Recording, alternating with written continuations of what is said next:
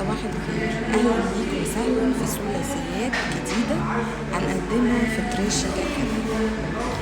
أول 3 حاجات هنقدمها النهاردة هم 3 نصايح أو 3 تحذيرات بيقعوا فيها كتير المبتدئات. أول حاجة هي اختيار الخيط الغلط.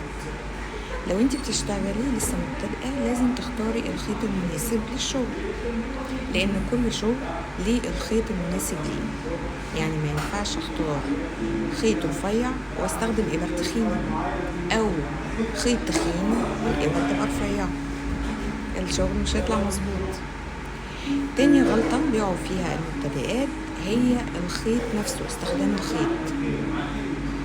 يعني لو شدت الخيط زيادة عن اللزوم بيبقى الشغل تايت قوي ومكبوس جامد، ولو رخت الخيط قوي الشغل بيطلع مبحبح زيادة عن اللزوم. فاحنا الماسكة بتاعت الخيط نفسه هي اللي بتفرق. تالت غلطة هي اختيار مشروع كبير من اول حاجة. لا، ما ينفعش، لازم وانت مبتدئة ابتدي بالحاجات الصغيرة. لو وقعتي في حاجة من الحاجات اللي انا قلتها دي اكتبي لي في الكومنتات، ولو عايزة نصايح اكتر اكتبي لي برضو في الكومنتات. اشوفكم على خير.